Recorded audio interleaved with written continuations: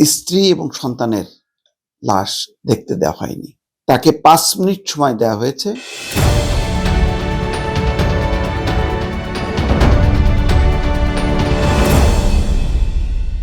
দর্শক, একটা খবর দেখে খুবই কষ্ট পেলাম।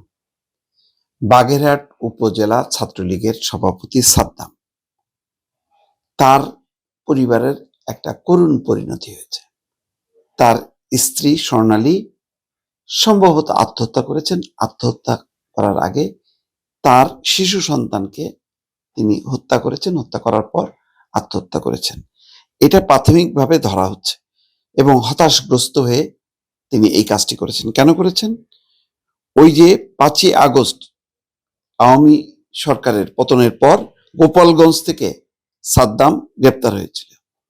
তিনি বিভিন্ন মামলায় যশোর কেন্দ্রীয় কারাগারে বন্দী ছিলেন। তো তার মুক্তি হচ্ছিল না। এই মুক্তির বিষয় নিয়ে হয়তো হতাশ হয়ে পড়েছে, অথবা আর্থিক অনটনের কারণে এই পরিস্থিতিটা বেছে নিয়েছে সাদ্দামের স্ত্রী। কিন্তু তার চেয়ে করুণ ব্যাপার হলো, স্ত্রী এবং সন্তানের লাশ দেখতে দেওয়া হয়নি। প্যারোলে মুক্তি পেয়ে যে বাড়িতে যাবে, স্ত্রী এবং সন্তানের মরা মুখটা দেখবে, সেই সুযোগ দেওয়া হয়নি। তাকে ৫ মিনিট সময় দেওয়া হয়েছে। সেই লাশবাহী গাড়ি কারাগারে এসছে, যশোর কেন্দ্রীয় কারাগারে।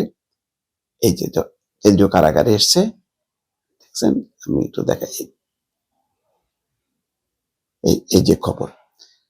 তারপরে ৫ মিনিটের জন্য তাদের মুখ দেখতে দেওয়া হয়। আমার কথা হলো, এটা কি দরকার ছিল? কোনো রাজনৈতিক সরকার এখন না, মানবিক সরকার, মানবাধিকারের সরকার, তাই না? এখন ইউনূস সরকার তো একটা আন্তর্জাতিক খ্যাতি আছে। তো সেই হিসেবে প্যারোলে মুক্তি দিয়ে সাদ্দামকে তার স্ত্রী সন্তানের মুখ দেখতে দিলে কি এমন ক্ষতি হতো?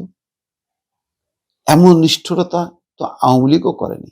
আওয়ামী লীগ দেখেছি, আমরা তখন সমালোচনা করেছি, ডান্ডা বেড়ি পরিয়ে বা হাত কড়া পরিয়ে বাবার মানে জানাজা করতে দেওয়া হয়েছে, লাশ বা মায়ের জানাজায় অংশ নিতে পেরেছে। কিন্তু একেবারে প্যারোলেও মুক্তি দেওয়া হয়নি। স্ত্রী সন্তানকে ওই লাশকে নিয়ে আসতে হয়েছে কারাগারে, তারপর দেখতে দেওয়া হয়েছে। এত নিষ্ঠুরতার আমার মনে হয় দরকার ছিল না।